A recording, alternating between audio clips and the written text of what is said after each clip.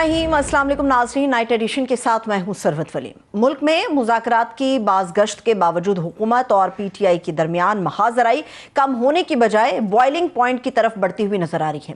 हुकूमत कहती है कि मुज़ाकरात के लिए स्पीकर ऑफिस हाजिर है, PTI का डेलीगेशन जब चाहे आ सकता है, मगर दूसरी तरफ PTI का तमाम तर फोकस सड़कों पर निकलने, लॉन्ग मार्च, पार शो और मुमकिना तौर पर 8 फरवरी की पहिया-जाम कॉल पर ही मरकूज है, जिस पर सवाल उठ रहे हैं कि आखिर मुज़ाकरात की मेज होते हुए तसादुम के रास्ते को क्यों चुना जा रहा है। मुज़ाकरात हों या एहतजाज, PTI ये काम अपोजिशन अलायंस के प्लेटफॉर्म से करना चाहती है, लेकिन वज़ीर इत्तलात अताउल्लाह तारड़ कहते हैं कि तहरीके तहफ़्फ़ुज़े आईने पाकिस्तान के लोग तांगे की सवारियां हैं, इससे ज़्यादा कुछ नहीं। यानी हुकूमत की नज़र में अपोजिशन अलायंस की कोई अहमियत नहीं है। वहीं पर हैरत की बात यह है कि तहरीके तहफ़्फ़ुज़े आईने पाकिस्तान स्ट्रीट मूवमेंट मोबिलाइजेशन के लिए लाहौर आती है, मगर इन सियासी सरगर्मियों में PTI की सफ़े अव्वल की क़यादत बिल्कुल गायब रहती है। तो क्या इसका मतलब ये है कि PTI की नज़र में भी इस अलायंस की कोई अहमियत नहीं? क्या ये महज हिकमत अमली है या फिर पार्टी के अंदर गहरे इख्तलाफात की एक अलामत? दूसरी तरफ हुकूमत ने तो अभी से PTI की पहिया-जाम हड़ताल को गैर कानूनी करार दे दिया है। खदशा जाहिर किया जा रहा है कि एक और एहतजाज कॉल पार्टी के लिए सियासी खुदकुशी के मुतरादिफ साबित हो सकती है, क्योंकि माजी में PTI ने जितने भी एहतजाज किए, जलसे किए, जलूस किए, फाइनल कॉल समेत जितनी भी कॉल्स दी गई, उनसे PTI को मां सिवाय सिस्टम की नाराजगी के कुछ हासिल नहीं हुआ। तो अब PTI दोबारा से सड़कों पर आकर क्या हासिल करना चाहती है? पहिया-जाम कॉल वाकई हुकूमत पर दबाव बढ़ाएगी या ये PTI की अवामी हिमायत को मजीद कमजोर कर पाएगी? इसी पर बात करने के लिए इस वक्त माहिर कानून और पाकिस्तान तहफ़्फ़ुज़ के सीनियर रहनुमा मोहम्मद अज़हर सिद्दीक़ साहब हमारे साथ मौजूद हैं। मैं उन्हें खुश आमदीद कहूँगी। बहुत बहुत शुक्रिया अज़हर सिद्दीक़ साहब आपके कीमती वक्त के लिए। अज़हर सिद्दीक़ साहब, तहरीके तहफ़्फ़ुज़े यानी पाकिस्तान के एक डेलीगेशन जो 3 रोज़ा दौरे पर आया था पंजाब में, लाहौर में उन्होंने अपना पड़ाव डाला, ज़मान पाक तक गए, वहाँ पे मेल मुलाकातें भी हुई, बहुत सारी चीज़ें हमारे सामने भी आईं। ये जितनी चीज़ें बयान की गई थी, इनमें से मकासद कौन से थे जो आप लोग हासिल कर पाए हैं? बहुत शुक्रिया। 2-3 चीजें तो मैं आपके सामने रख दूं। एक तारीखी पस मंजर है, फिर मैं आपकी बात की तरफ भी आता हूँ। पाकिस्तानी सियासत के उफक पे अगर आप देखें, जनरल जियाउल हक से मुशर्रफ तक का दौर, तमाम सियासी जमातें, उस वक्त तो हम तो स्टेक होल्डर नहीं थे, वो पीपल्स पार्टी या नून लीग थे, वो 24 महीने, 26 महीने, 18 महीने से ज्यादा हुकूमतें रही नहीं।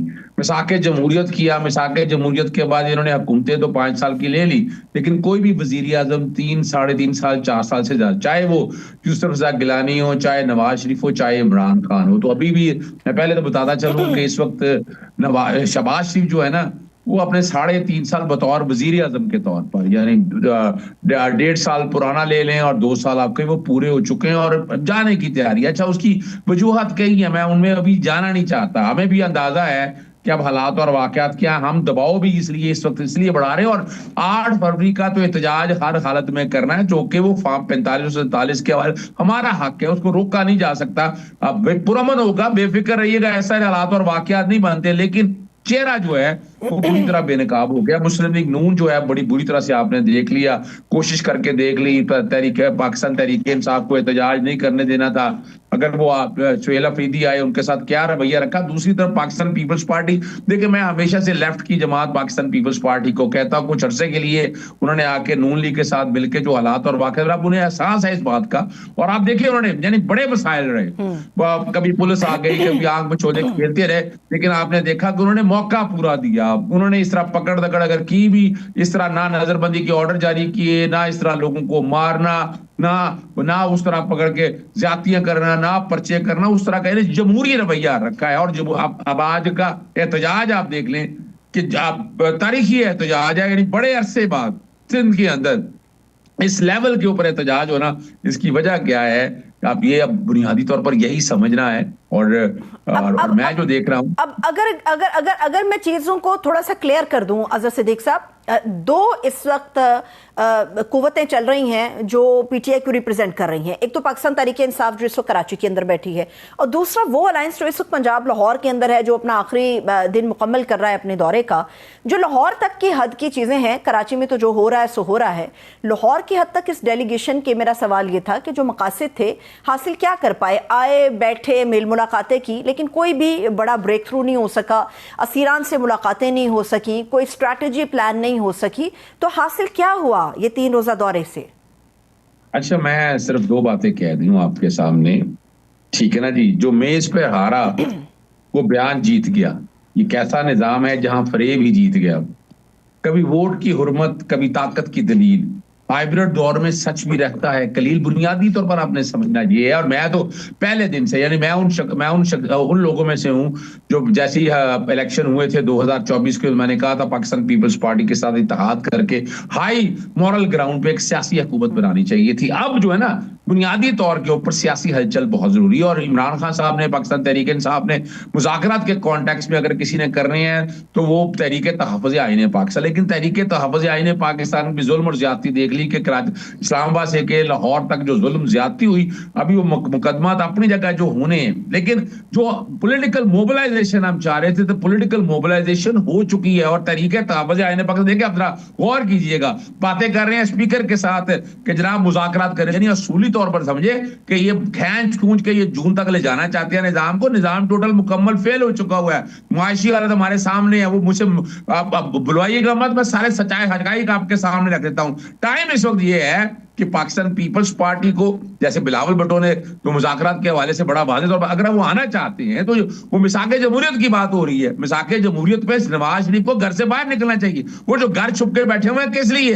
जो निजाम सत्यानाश करना था कर दिया। आज भी अगर सियासी जमातों ने ना समझा तो ये नुकसान बहुत ज्यादा हो जाएगा और चीजें बहुत आगे चली जाएंगी। बाकी जहां तक है, आप देखें ना, एहतजाज इन्हें कहना चाहिए। पाकिस्तान पीपल्स पार्टी ने, जैसे भी लेफ्ट की जमात है, उन्होंने एक मिसाल कायम कर दी है। चाहते वो भी वो रवैया रख सकते थे जो जो जो पाकिस्तान मुस्लिम लीग नून की हुकूमत ने पंजाब में रवैया रखा है, वो रवैया रख सकते थे। लेकिन वो यहाँ तो मजाक बनाते रहे। जहां जुल्म और ज्यादती के हवाले से आज तक देख रहे नजरबंदी के ऑर्डर पंजाब के अंदर, आप सोच सकती है 15,000 से ज्यादा है। 144 का निफाज Guinness book of world record में लिखा जाएगा। लोगों की चादर दीवारी का पामाली जितनी पंजाब के अंदर की है, उन्हें तो शर्म ही कोई नहीं आई इन बातों को कि बातें आप बड़ी करते रहे जमहूरी रवायत को। लेकिन जमहूरी रवायत जितनी पामाली पंजाब के अंदर हुई है ये मानना पड़ेगा। लेकिन आगे अगर लेके जाना है, दूसरा देखें, एक मैं बात आपके सामने और रख दूं।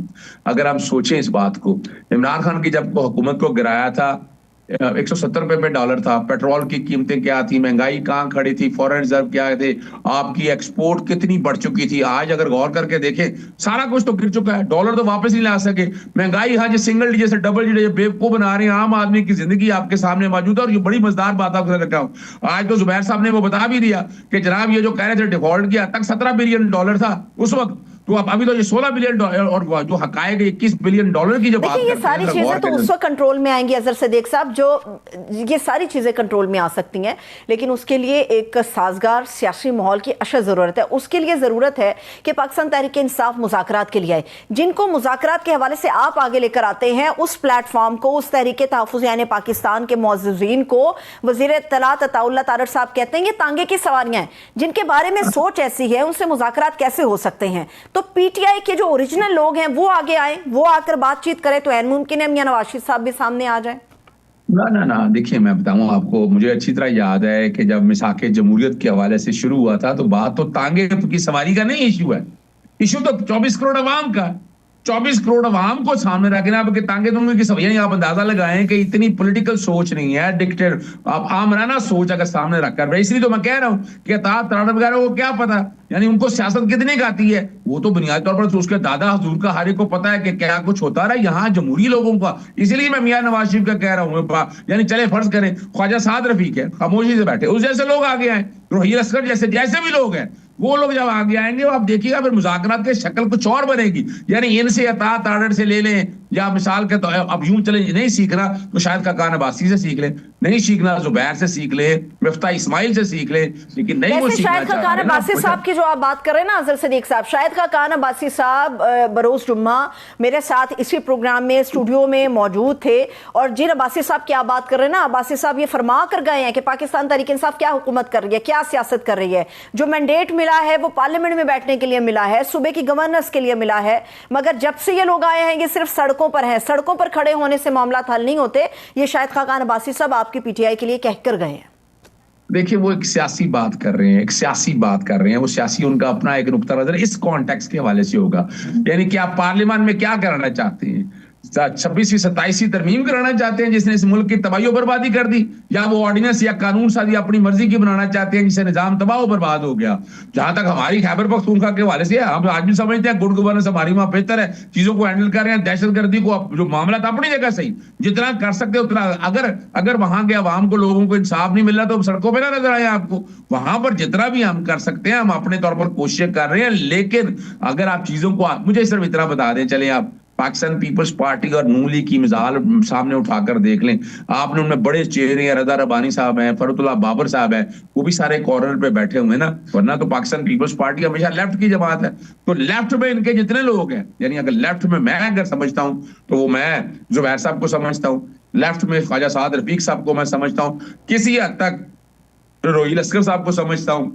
मैं तो लेफ्ट में, मुस्लिम लीग में तो लेफ्ट वैसे ही खत्म हो चुकी हुई है। यानी अगर आप सियासी सियासत चाहते हैं तो सियासी सियासत में ये नहीं है कि जनाब को बड़ा है या छोटा है, आपको आगे निकलना है। तरीके तहफ़्फ़ुज़ आईन पाकिस्तान के साथ बैठे, साजगार माहौल बनाए। जब वो साजगार माहौल बनाएगा यकीनन पाकिस्तान तहरीक इंसाफ भी उस वक्त आएगी, लेकिन पाकिस्तान तहरीक इंसाफ इस निजाम को तस्लीम नहीं करती है। लेकिन उसके बावजूद अब तहरीक तहफ़्फ़ुज़ आईन पाकिस्तान के अंदर पाकिस्तान तहरीक इंसाफ के लोग मौजूद नहीं है, बिल्कुल लोग मौजूद है और वो अपने काम चाहते हैं कि चीजों को आगे लेके जाना। लेकिन अगर इसको लेके जो लोग मौजूद हैं उनमें असद कैसर साहब का इतना बड़ा नाम है। असद कैसर साहब तो खुद इस डेलीगेशन के साथ लाहौर में मौजूद नहीं थे, तो पीटीआई के लोग तो आप ना कहें नाज़र सिद्दीक साहब के वो अंदर शामिल हैं उनके। असद कैसर साहब ने कौन सा अपनी प्रेजेंटेशन शो की है? ना बाजरा फर्क समझना है। मैं यही तो एक बात है आपके सामने बता दूं, ये निजाम जो है ना मुकम्मल जमहूर है ना का ऐलान है, ये हाइब्रिड निजाम है, मुबहम सा हर एक बयान है।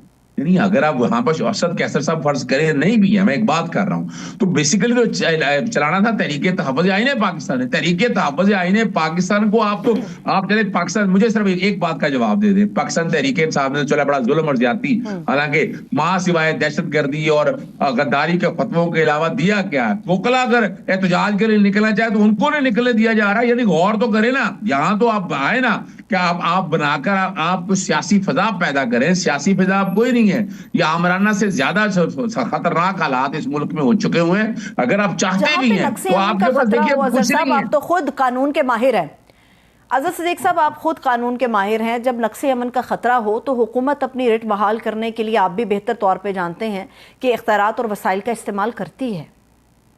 ना मैं आप चूंकि ह्यूमन राइट्स के केसेस भी चलता हूँ, हमने जनरल परवेज मुशर्रफ का दौर भी देखा, हमने ऐसे हालात नहीं देखे।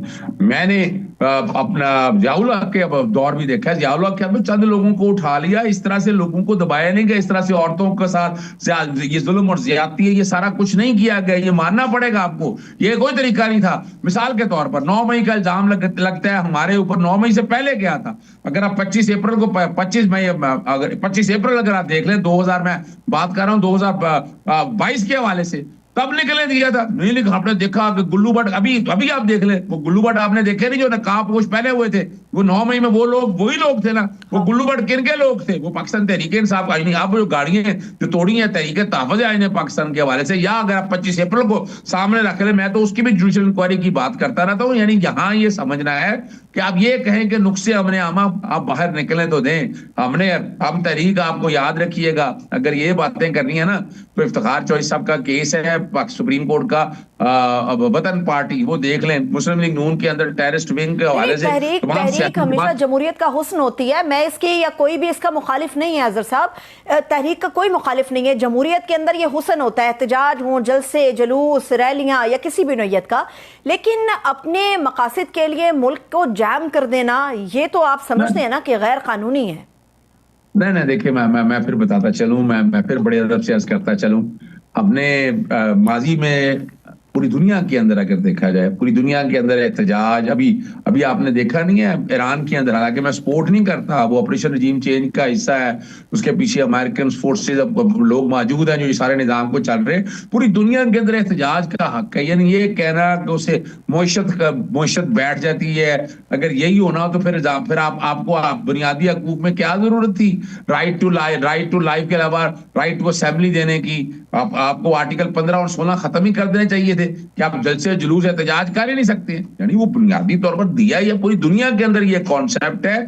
फर्क सिर्फ इतना है کہ جمہوری روایات کو پروان نہیں چڑھنے دیا. پاکستان کے اندر آج بھی اگر جمہوری روایات کو آپ پروان چڑھنے دیں گے, آپ لیول پلینگ فیلڈ دیں گے, اسپیس دیں گے, یعنی 3.5 سالوں میں آپ نے یہ جتنا تجربہ کرنا تھا وہ سارا کر کے دیکھ لیا.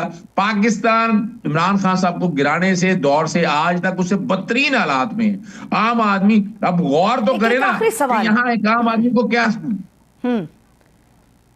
دیکھیں نا, بالکل میں آپ کی بات سے متفق ہوں, عوام کی ایک بڑی تعداد نکل رہی ہے. لیکن ایک آخری سوال ہے, جب 8 فروری کے اوپر آپ لوگوں کا اتفاق ہو گیا تھا تو محمود خان اچکزئی صاحب کی طرف سے 28 فروری کی ایک اور کال کیوں دی گئی؟ حالانکہ اس کو انڈورس پاکستان تحریک انصاف نے آفیشلی نہیں کیا, لیکن 8 کے بعد 28 کا جو جمپ لگایا ہے اس کی وجہ کیا ہے؟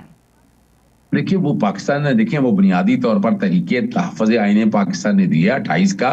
یہ نہیں ہے کہ تحریک تحفظ آئین پاکستان نے 8 فروری کا احتجاج کی جگہ کو نئی ڈیٹ دے دی. وہ پاکستان تحریک انصاف 8 فروری کا احتجاج بھرپور کرے گی, پورے پاکستان میں کرے گی, پرامن احتجاج ہوگا. وہ حق ہے اور وہ حق اپنی جگہ ایکسرسائز ہونا ہے. اب کیا 8 کے بعد 28 کو بھی ہو سکتا ہے, لازمی تو نہیں ہے, لیکن ابھی 8 یہ ویسے آپ نے بڑی خوبصورت بات کی اظہر صدیق صاحب کہ احتجاج 8 کو ہوگا مگر پرامن ہوگا. یہ بہت خوبصورت بات ہے کہ احتجاج ضرور کریں مگر پرامن ہونا چاہیے, نقص امن کا خطرہ نہیں ہونا چاہیے, تشدد کا اس کے اندر فیکٹر نہیں ہونا چاہیے, اور جو ملکی معاملات ہیں ان کے اندر رکاوٹیں نہیں ہونی چاہیے. بہت بہت شکریہ, تھینک یو سو مچ. اظہر صدیق صاحب ماہر قانون ہمارے ساتھ موجود ہے. ایک چھوٹا سا بریک لیتے ہیں, آپ لوگ بھی ہمارے ساتھ رہیے گا.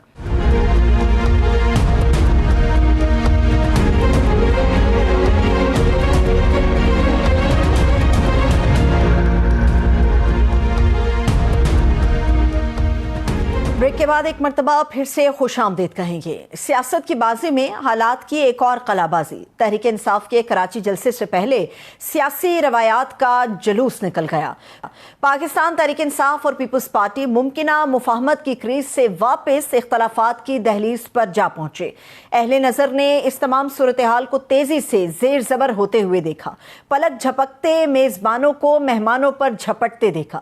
جب وزیر اعلیٰ سہیل آفریدی کراچی اور سندھ کے دورے پر قائد کے شہر پہنچے, پہلے تو والہانہ استقبال ہوا, گرم جوشی سے تبادلہ خیال بھی ہوا, کسی بھی قسم کی رکاوٹ نہ ڈالے جانے کا سوال ہوا تو سندھ سرکار نے مثبت انداز میں اس کا جواب بھی دیا. پھر کیا ہوا؟ 2 دن بھی نہ گزرے کہ مہمان اور میزبان دونوں دستے تعاون سے دستے گریباں ہو گئے. ناقدین کا یہ بھی خیال ہے کہ پیپلز پارٹی نے وقتی طور پر تحریک انصاف کو ویلکم کر کے اسٹیبلشمنٹ کو ناراض ضرور کیا, مگر حقیقت یہ ہے کہ پیپلز پارٹی نون لیگ سے بھی زیادہ تحریک انصاف کی مخالف ہے. وہ کسی صورت تحریک انصاف کو سیاسی سپیس نہیں دینا چاہتی. یہ سیاسی محاذ بھی اب ایک کھلا راز ہے. سوال یہ ہے کہ پیپلز پارٹی کی جانب سے مفاہمت سے اچانک مزاحمت کی اس حکمت عملی کو اب کیا نام دیں؟ آیا پیپلز پارٹی کا یہ رویہ جمہوری ہے یا پھر سیاسی مجبوری ہے؟ بظاہر سیاست کا یہ مسئلہ ایک بار پھر سے نامعلوم مصلحتوں کا شکار ہو چکا ہے.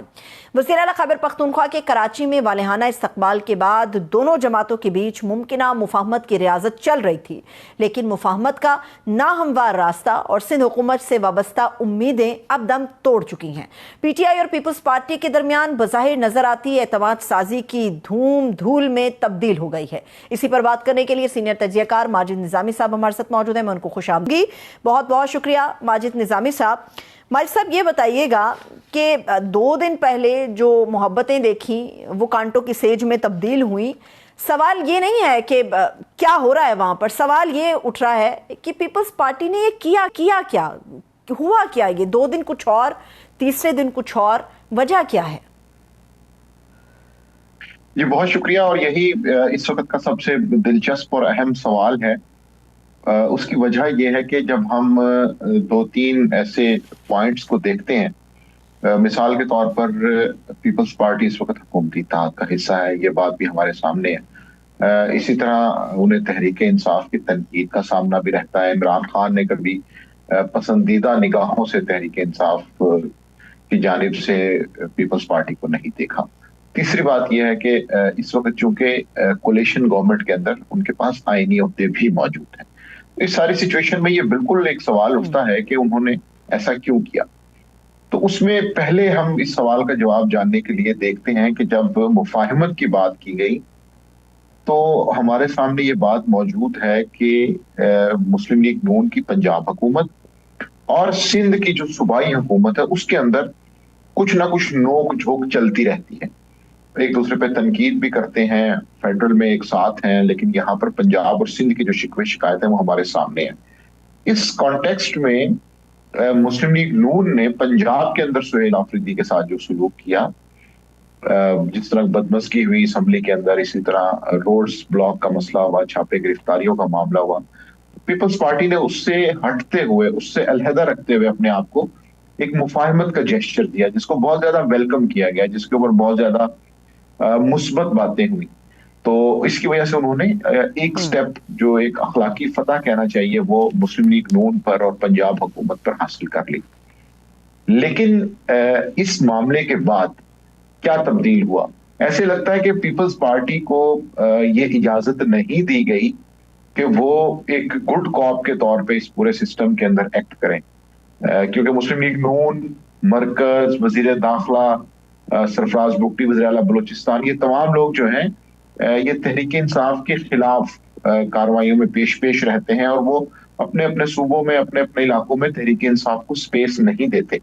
तो अगर सिस्टम इस एक पूरे सेटअप के साथ चल रहा है, और उसके अंदर सिस्टम के अंदर का एक अहम जो पिलर है, कोलिशन पार्टनर है, वो अगर जमहूरी अक़दार और इस तरह की सियासी मुफाहमत की बात करेगा, तो फिर वो सिस्टम जो बाकी कार्रवाइयां करता है उनकी क्रेडिबिलिटी के ऊपर, उनकी मोरालिटी के ऊपर एक क्वेश्चन आ जाएगा। तो मेरा ख्याल है कि ये बात पिछले एक दो दिन के अंदर बहुत ज्यादा शतोमत से हुई है कि अगर पीपल्स पार्टी ने ही एक गुड कॉप की तरह बिहेव करना है या अच्छा बच्चा बन के बताना है, तो फिर ये जितनी भी लानत मुलामत है, तंजो तशनी है, तनकीद है, क्या ये मुस्लिम लीग नून के हिस्से में ही रह गई है? इस वजह से फिर पीपल्स पार्टी को अमूमी तौर पर अपने उस रवैये को, वो जो उन्होंने सईद गनी साहब ने जाकर अजरक और टोपी पहनाई थी, उससे थोड़ा पीछे हटना पड़ा। और फिर आज की फिर हमने देखा कि आज की जितनी भी पॉलिटिकल डेवलपमेंट है, अब वो देखने में आई है।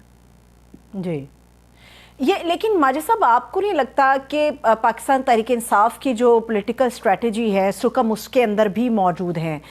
जब स्ट्रीट मूवमेंट के लिए एक मोमेंटम मौजूद है, तो जलसे के लिए ज़िद क्यों है? हालांकि पीटीआई ये बात बड़े बेहतर अंदाज में समझती और जानती है कि जलसे की माँ सिवाय खैबर पख्तूनख्वा में जहाँ जहाँ उन्होंने कोशिश या इजाज़त मांगी है, वहाँ पे उन्हें इजाज़त नहीं दी गई।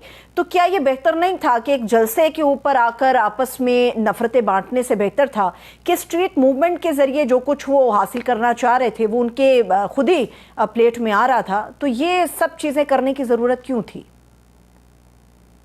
जी, तहरीक इंसाफ की स्ट्रेटेजी को जब हम डिस्कस करेंगे तो उसमें ये पॉइंट्स बिल्कुल ज़ेर बहस इसलिए आएंगे कि तहरीक इंसाफ ने एक बड़ा अच्छा कार्ड खेला है। वो ये है कि चूंकि सुहेल आफरीदी चीफ मिनिस्टर है, एक सूबे के सरबराह हैं, तो उस इंतजामी और हुकूमती ओहदे की वजह से उन्हें बाकी सूबों के अंदर ऑटोमेटिकली कुछ ना कुछ फैसिलिटेशन मिलती है।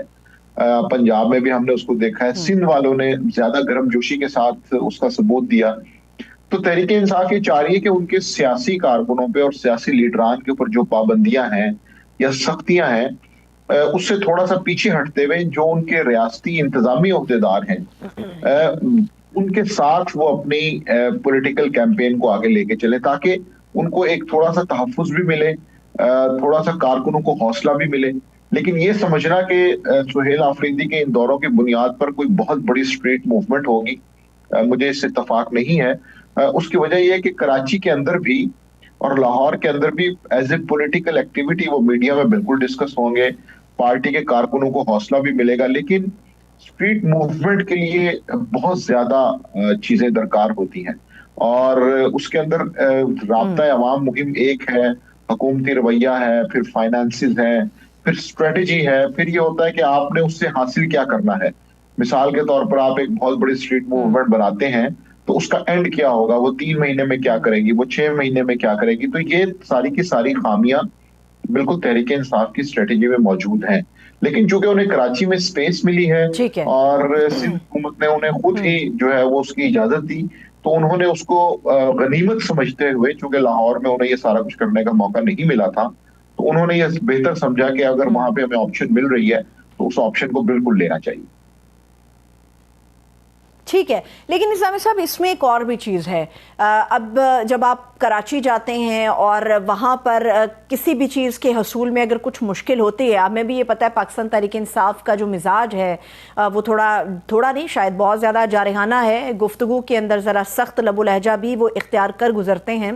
اب کراچی کے اندر جب این او سی کا مسئلہ بنا تو ابھی آپس میں بات چیت چل رہی تھی، لیکن ہم نے یہ دیکھا کہ سہیل آفریدی صاحب کی طرف سے جو گفتگو کی گئی، ان کے وہاں پہ کراچی سے جو ان کے لیڈرز ہیں ان کی طرف سے جو گفتگو کی گئی، جس طرح سے زرداری صاحب کو چیلنج کیا گیا، جس طرح سے سخت قسم کے الفاظ کا استعمال کیا گیا، تو آپ کو لگتا ہے کہ سختی کی بنیادی ایک وجہ یہ بھی ہو سکتی ہے کہ آپ کسی کے گھر میں کھڑے ہو کے اسی کو جب آپ برا بھلا کہیں گے تو ڈیفینیٹلی کانسیکوینسز تو آپ کو پھر برداشت کرنا پڑیں گے؟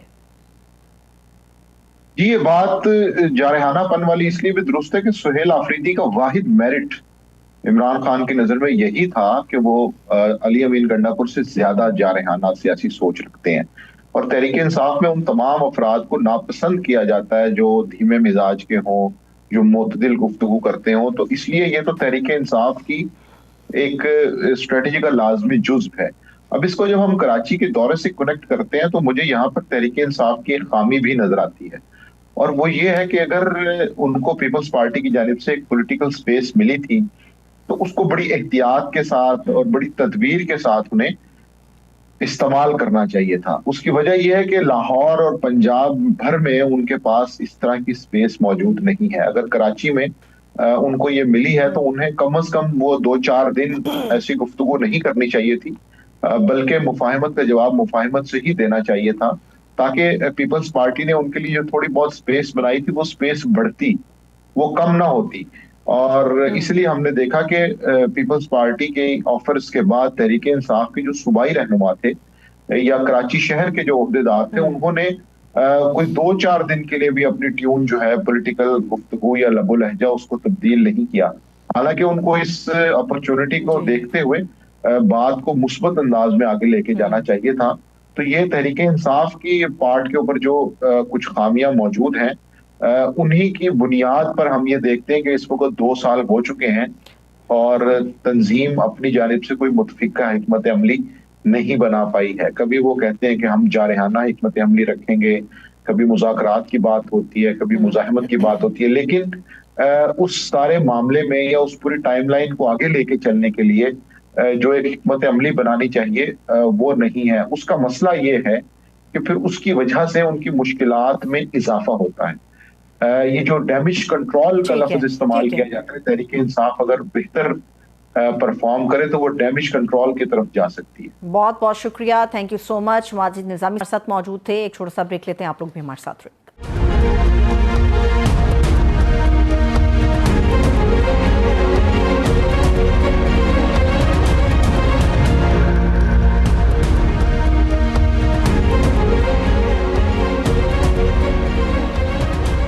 بریک کے بعد ایک مرتبہ پھر سے خوش آمدید کہیں گے۔ پل پل بدلتے عالمی منظرنامے پر اس وقت ہلچل ہے۔ ایران میں جان میں جاری عوامی مظاہرے اب محض مہنگائی یا کرنسی کی گرتی ہوئی قدر کا مسئلہ نہیں رہے، بلکہ پرتشدد ہو کر یہ ایرانی لیڈرشپ کے لیے ایک سیاسی امتحان بنتے ہوئے نظر آ رہے ہیں۔ ایک طرف سڑکوں پر عوام ہے جو موجودہ نظام کے خلاف سخت موقف اختیار کیے ہوئے ہے، دوسری طرف امریکہ ہے جو جاری مظاہروں کو گولڈن چانس جان کر ایران میں براہ راست مداخلت کی پلاننگ کر رہا ہے۔ امریکی صدر ڈونلڈ ٹرمپ کہتے ہیں کہ ایران آزادی چاہتا ہے اور امریکہ مدد کے لیے تیار ہے۔ اب سوال یہ ہے کہ امریکی صدر کا یہ بیان مظاہرین کی محض ایک اخلاقی حمایت ہے یا پھر ایک اور رجیم چینج کا منصوبہ، کیونکہ یہ وہی امریکہ ہے جس نے خطرناک ہتھیاروں کا بیانیہ بنا کر عراق میں تباہی چھوڑی، جمہوریت کا نام لے کر لیبیا کو ملبے کا ڈھیر بنا دیا، شام میں خانہ جنگی کو ہوا دی، حالیہ دنوں میں وینزویلا کے صدر کو جارحانہ کارروائی کرتے ہوئے اٹھا لیا گیا، پھر کولمبیا، میکسیکو، گرین لینڈ اور ڈنمارک کو دھمکیاں، تو کیا اب ایران کی باری ہے؟ ایران نے دھمکی دی ہے کہ اگر اندرونی معاملات میں مداخلت کی گئی تو ایران امریکہ اور اسرائیل کے ہر ہدف کو نشانہ بنا سکتا ہے۔ ایسے میں یہ جاننا اہم ہے کہ اگر ایران میں مظاہرے خانہ جنگی میں تبدیل ہوتے ہیں یا رجیم چینج کے لیے مڈل ایسٹ میں نئی جنگ چھڑتی ہے تو اس کے پورے خطے سمیت پاکستان کے اوپر بھی کیا اثرات ہوں گے، کیونکہ پاکستان इस वक्त खुद एक हसास मगर सियासी दौर से गुजर रहा है। पीटीआई वापस एहतजाजी मूड में जा रही है। पॉलिटिकल पोलराइजेशन के साथ मईशत पर भी दबाव बढ़ रहा है। तो ऐसे माहौल में ईरान की सूरत हाल पाकिस्तान के लिए कितनी अलार्मिंग है? ईरान की सूरत हाल को लेकर और आलमी मंजरनामे में इस वक्त पाकिस्तान कहां पर खड़ा है? क्या ये बात दुरुस्त है कि पाकिस्तान अपने सिफारती चैनल्स को इस्तेमाल करके अमेरिका को ईरान में बराह रास्त मुदाखलत से रोक सकता है? इसी पर बात करेंगे। स्टूडियोज में हमारी मोअज़्ज़ज़ मेहमान माहिर बैनुल-गमूद डॉक्टर सुंदस मुस्तकीम साहिबा मौजूद है। मैं उन्हें खुश आमदीद कहूँगी। बहुत बहुत शुक्रिया डॉक्टर साहब आपके वक्त के लिए। डॉक्टर साहब, सबसे पहले तो ये जानना बड़ा ज़रूरी है, मुख्तलिफ़ किस्म की चीज़ें हमारे सामने आ रही हैं कि ईरान के अंदर हालिया मुजाहिरों की क्या वजह है। एक तबका कहता है कि जो इकॉनमी की पॉलिसीज़ हैं उसके ऊपर इख्तलाफ है, मगर दूसरा तबका ये समझता है कि सियासी तौर पे जो दूसरे ममालिक के साथ एक ताल्लुकात होने चाहिए थे या हमारे पर जो पाबंदियां हैं वो थोड़ी नरमी होनी चाहिए थी, वो पॉलिटिकली अगर देखा जाए तो हुकूमत फेल है। बुनियादी वजह मुजाहिरों की क्या है, सियासत या इकॉनमी? देखिए जी, बहुत सारे मुहर्रिकात कार फरमा होते हैं जब भी नौबत इस नहज तक पहुंचती है। सबसे पहले जो बुनियाद थी महंगाई थी, इसमें तो कोई दो राय नहीं है कि महंगाई हद से तजावुज़ करती जा रही थी ईरान में। और जब किसी मुल्क का जो मिडिल क्लास है वो स्क्वीज़ होती है और इकनॉमिक पोलराइजेशन बढ़ती है तो नौबत इस नहज को पहुंचती है। मगर अगर महंगाई बढ़ रही है, वो किसी मुल्क का इंटरनल मैटर है और किसी भी मुल्क की जमहूरियत की खूबसूरती यही है कि वो आप अपनी हुकूमत के ख़िलाफ़ अमन तरीके से एहतजाज कर सके। तो that's the beauty of democracy कि अगर वो अपने मुल्क के बारे में, अपनी हुकूमत के बारे में सवालिया निशान उठा रहे हैं तो यहाँ तक तो बात समझ में आती है। And being a democratic country we appreciate this approach कि अगर वो उस मुल्क की आवाम अपने हुकूमत के ख़िलाफ़ नहीं होना चाहिए था अव्वल तो, लेकिन अगर कर रही है तो जमहूरियत में ऐसा ही होता है। लेकिन अभी मसला ये है जनाब कि सिर्फ अवाम अपनी हुकूमत के खिलाफ बिल्कुल सड़कों पर उस सेंस में नहीं है जिस तरह से इंटरनेशनल मीडिया पोर्ट्रे कर रहा है। सिर्फ नौबत जो है सिर्फ इतनी ही है वहाँ पर इंटरनली कि महंगाई है, उसके खिलाफ पुरअमन मुजाहरे हो रहे हैं, 8 से 10 बजे तक मुजाहरे होते हैं। लेकिन अगर आप ये देखें कि तेहरान में इन पर्टिकुलर और पूरे ही ईरान में ये जो रात के वक्त ये जो इंतशार की फ़िज़ा फैलती है और 150 लोग उस जलसे को ज्वाइन करते हैं जिनके पास असलहा होता है, वो असलहा जो कि किसी आम ईरानी शहरी के पास हो ही नहीं सकता है। हमारी तरह या किसी भी मुल्क की तरह वहाँ के शहरी जो है वो अपनी हिफाजत के लिए असलहा नहीं रख सकते हैं। बहुत सख्त पाबंदी है वहाँ पर कि वहाँ पर जो है वो आम राइफ़ल कोई भी आप पिस्टल वगैरह भी नहीं रख सकते। तो ऐसे में अवाम में से वो लोग कैसे निकलते हैं जिनके पास इतने स्पेशलाइज्ड होते हैं, जिनके पास वो असलहा होता है, जो अपने ही लोगों पर जरूर उठाता है। लेकिन डॉक्टर साहब, दुनिया में जब भी, अगर हम सिर्फ महंगाई को सामने रख के बात करें, दुनिया में जब भी एहतजाज होता है अगर महंगाई की बुनियाद के ऊपर होता है तो फिर मुजाहिरीन का एक ही मौक़िफ़ होता है कि रिफॉर्म्स की जाए। रिफॉर्म्स के अंदर भी मौजूदा अगर हुकूमत नाकाम हो जाए तो फिर उसका एक ही हल तजवीज़ किया जाता है मुजाहिरों की सूरत में कि हुकूमत तब्दील हो जाए। आपको लगता है कि इसके इशारे अभी बाकी हैं कि ईरान के अंदर हुकूमत तब्दील हो सकती है, ये हुकूमत घर जा सकती है, कुछ भी हो सकता है? ये तो यूएस का ख्वाब ज़रूर है, ये इसराइल का ख्वाब ज़रूर है, लेकिन अगर आप देखेंगे 20 to 30 वहाँ पे जो मिलियन लोग हैं वो अभी भी हुकूमत से उस तरह से नाला नहीं है।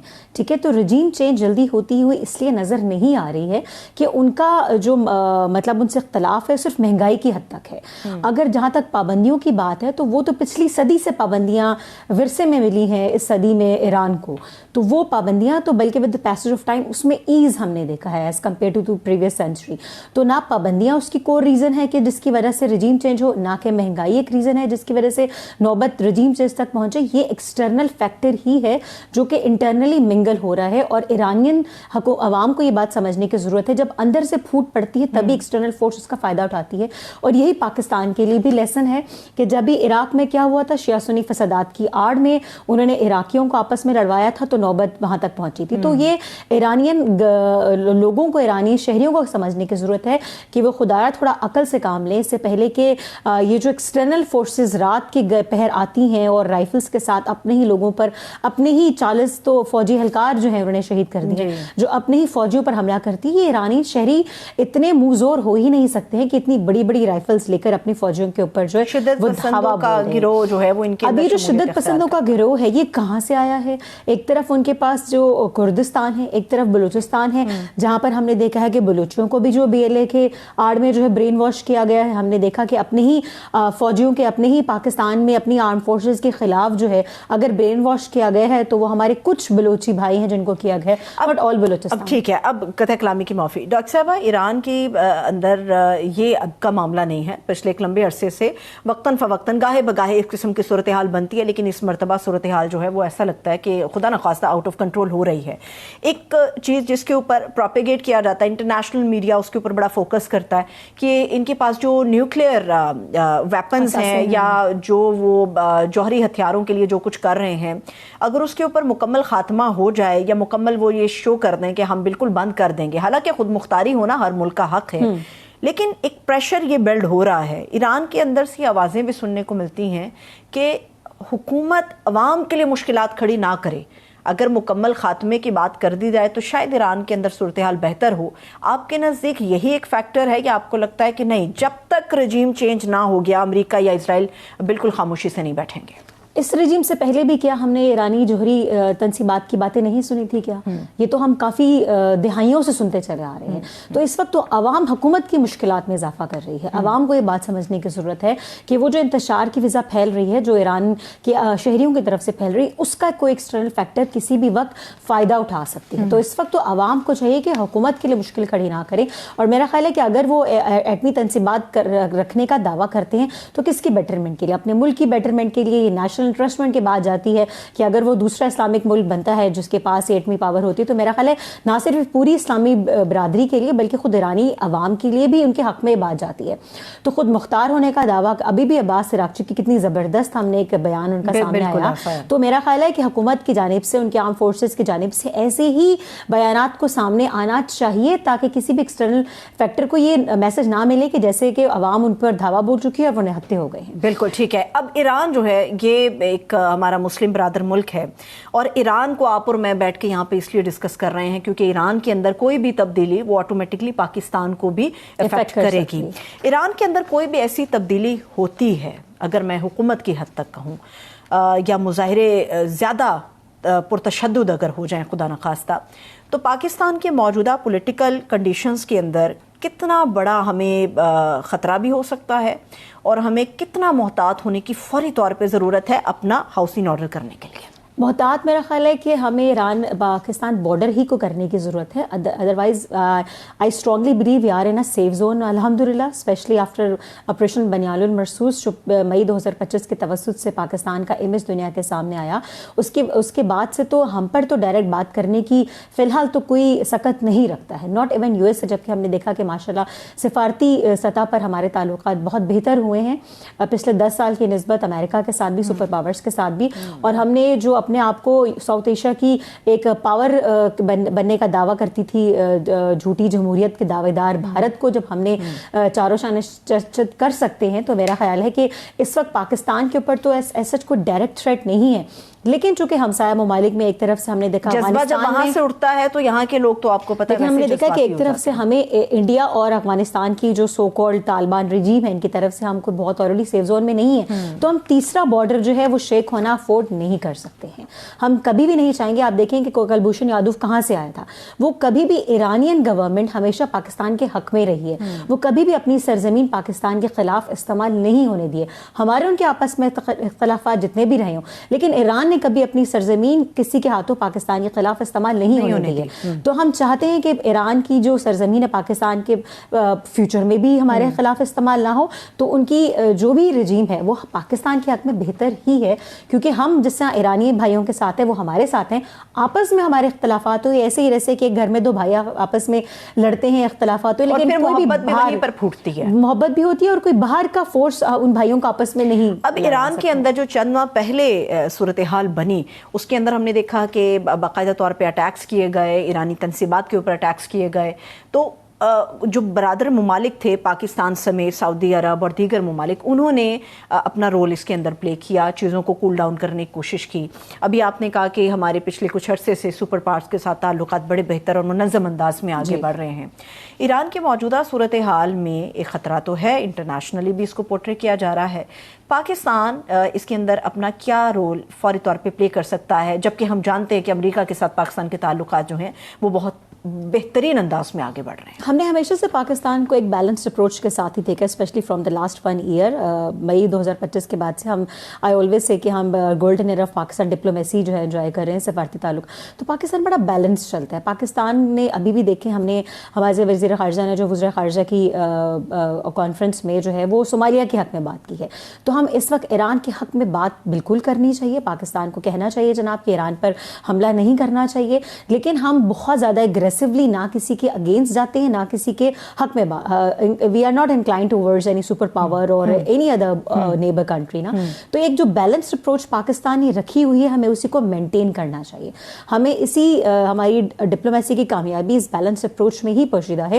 تو ہمیں ایران کے حق میں ضرور آواز اٹھانی چاہیے، ہمیں ایران کے حق میں بات ضرور کرنی چاہیے، لیکن not on the cost of our relations with USA.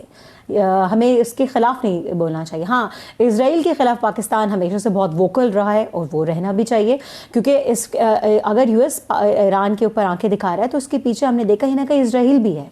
تو اسرائیل کے خلاف پاکستان بولے، اس کا مطلب یہ کہ ڈائریکٹلی ہم US سے بھی کہہ رہے ہیں کہ don't you dare to do towards Iran. ٹھیک ہے، تو ہم اس وقت US کو تو نہیں لیکن اسرائیل کو تھریٹ کر کے ایران کے حق میں بیان دے سکتے ہیں، اور ہمیں دینا چاہیے. گٹھ جوڑ ہے جو اسرائیل کا ہم نے دیکھا ایران کے خلاف، بالکل ایسے ہی ہے. لیکن اس میں جب ہم اپنے مسلم برادر ملک اور خاص طور پہ ہمسایہ ملک کی بات کرتے ہیں تو اس میں آپ کو نہیں لگتا کہ جائز یہی ہے کہ ہم بیلنس تو رہتے ہیں لیکن تھوڑا سا اگریسو ہونے کی کہیں نہ کہیں کسی پلیٹ فارم پہ ضرورت ہوتی ہے؟ دیکھیں، جب ہم یہ مسلمان برادر ممالک کی بات کرتے ہیں تو میں نے بھی تھوڑی دیر پہلے اسپیشلی آور نیبرز، لیکن international arena and international relations there is no religion. Like آپ کو پھر ریلیجن سے، جغرافی سے بالا تر ہو کے اپنے سفارتی تعلقات کو ملحوظ خاطر رکھنا چاہیے. آپ کو ہم نے افغانیوں کو بہت بھائی بنا کر دکھا، لیکن ہمارے تو حق میں وہ بھائی چارہ نہیں گیا نا، ہمیں تو الٹا لینے کے دینے پڑے ہیں. تو یہ جو بھائی چارہ ہم نے افغانستان کے ساتھ بنا کر رکھا، اس نے تو ہمیں کہتے ہیں نا کہ پیٹ پیچھے چھرا ہی گھونپا ہے ہمارے اس بھائی چارے نے. تو ابھی ہم نے جب نو طالبان پالیسی اپنائی ہے، no Taliban at all, good Taliban bad Taliban case, دھوکے سے فریب سے باہر نکل کے ہم نے بڑے کلیئر رہے نو طالبان ایٹ آل. تو میرا خیال now we are in safe zone. تو ہمیں پہلے اپنے انٹرسٹ کو، پاکستان کے انٹرسٹ میں کیا چیز آتی ہے اس کو دیکھنا چاہیے، نہ کہ دیکھنا چاہیے کون سپر پاور ہے، کون کس کے ساتھ ٹریڈ اچھی ہے، یا کون ہمارا اسلامک برادر ہے. تو ہمیں دیکھنا چاہیے کہ ہم کس طرح سے اپنے آپ کو پہلے سیو رکھ سکتے ہیں. پاکستان بات ضرور کرے گا مگر ایک جائز طریقے سے، بہتر بیلنس انداز میں. لیکن سب سے پہلے آپ کی بات بہت بہترین ہے کہ پاکستان کو اپنا قومی مفاد جو ہے وہ مقدم رکھنا چاہیے. بہت بہت شکریہ. Thank you so much. Doctor سندس مستقیم صاحبہ ہمارے ساتھ موجود تھی. اس کے ساتھ ہی مجھے اجازت دیجیے. اپنا بہت سا خیال رکھیے.